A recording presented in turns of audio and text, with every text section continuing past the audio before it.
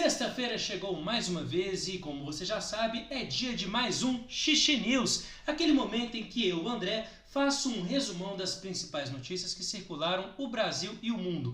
Então não perca tempo, já deixa sua curtida, faça a sua inscrição, ativa o sininho e bora para mais um vídeo. Fala galera, beleza? Vamos lá para mais um resumão da semana, mais um Xixi News. E aliás, se você por acaso perdeu os últimos episódios, clica no card que vai aparecer aqui em cima para você ficar ligado em tudo que já aconteceu nas semanas anteriores. Mas para falar dessa semana, começamos com um caso que deu muita repercussão nas redes brasileiras, que foi um caso de racismo sofrido pelos filhos de Bruno Galhaço e Giovanna Eubank em Portugal. É uma mulher começou a proferir xingamentos tanto aos meninos que são negros quanto a uma família também de africanos que também estavam no local. A diferença é que Giovanna Eubank resolveu se posicionar e partiu para cima da mulher agressora, o que levou a uma grande discussão acerca de uma questão que é muito séria. Será que se Giovanna Eubank fosse uma mulher negra, uma mãe negra, ela teria conseguido de fato ter tido espaço para levantar a voz? E será que seria a mulher racista que teria sido retirada do local? Isso nos leva a pensar muito na questão dos diversos privilégios que existem e do papel que muitas vezes nós que não somos negros temos nessa luta, que é justamente de não aceitar nenhum caso de racismo. Agora também é interessante pensar que o próprio presidente de Portugal se manifestou sobre a situação e ele disse que Portugal não é um país preconceituoso, racista, porque, pasme, recebe muitos turistas brasileiros. É o mesmo argumento de que eu não sou racista, que eu tenho até amigos negros. Pelo amor de Deus, né? Ainda sobre a pauta internacional, essa semana o mundo ficou sob tensão a partir da visita que Nancy Pelosi fez a Taiwan, a ilha autônoma de Taiwan, que para a China é considerada uma província rebelde. Essa visita foi tida como uma afronta por parte do governo chinês e intensificou as tensões na região. China já mobilizou exercícios militares que cercam a ilha e muitas vezes fica um questionamento que já dura décadas. Se a China de fato atacar Taiwan, os Estados Unidos sairão em defesa, o que poderia chegar a uma terceira guerra mundial? Ou isso é apenas um jogo retórico diplomático? O fato é que mais uma tensão se estende no mundo, como se já não bastasse tudo o que está acontecendo.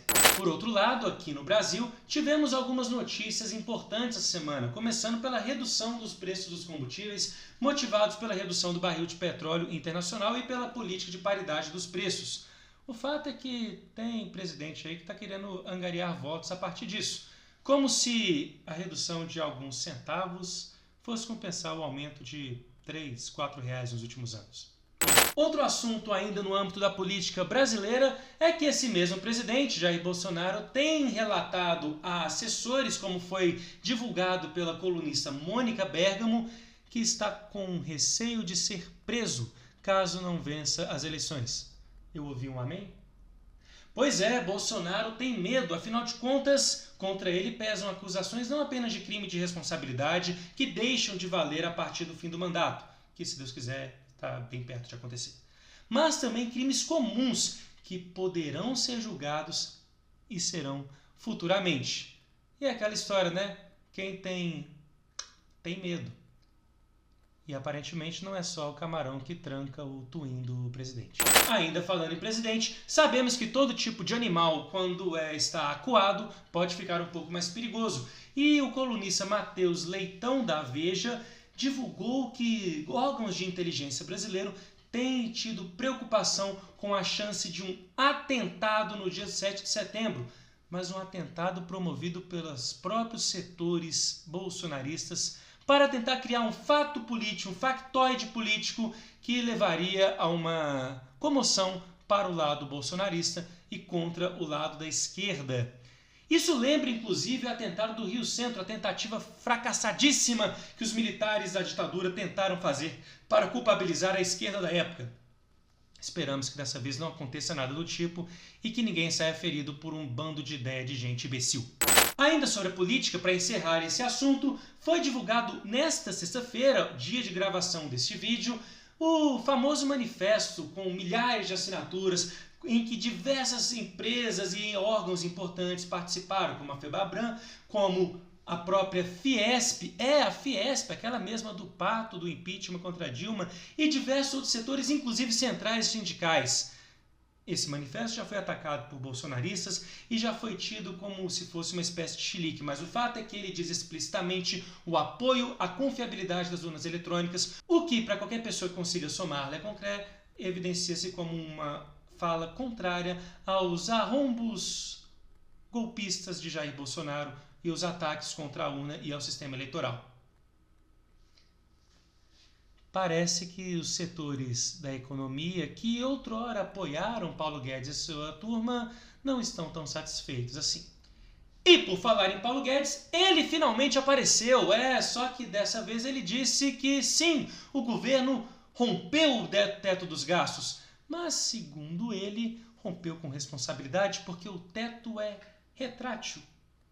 Isso dizendo respeito aos aumentos dos gastos com programas sociais ou com tentativas inclusive eleitoreiras para tentar justificar o injustificável do pacote de bondades ou pacote kamikaze para que tenta comprar os eleitores nesses últimos meses antes das eleições. O que Paulo Guedes não explica é que para isso foi necessário reduzir drasticamente o orçamento de saúde, educação e pesquisa. Que coisa! Mas o que mais assusta é como que a grande mídia continua blindando Paulo Guedes e o fracasso econômico do Brasil. E encerramos o Xixi News dessa semana com a notícia que não queríamos dar, que nesta sexta-feira faleceu Jô Soares, uma das mais incríveis e talentosas vozes da comunicação e do humor brasileiros. Jô Soares deixou um legado fenomenal de entrevistas brilhantes, de um senso de humor acurado, de escritas muito boas e de um posicionamento sempre muito bem inteligente e bem construído.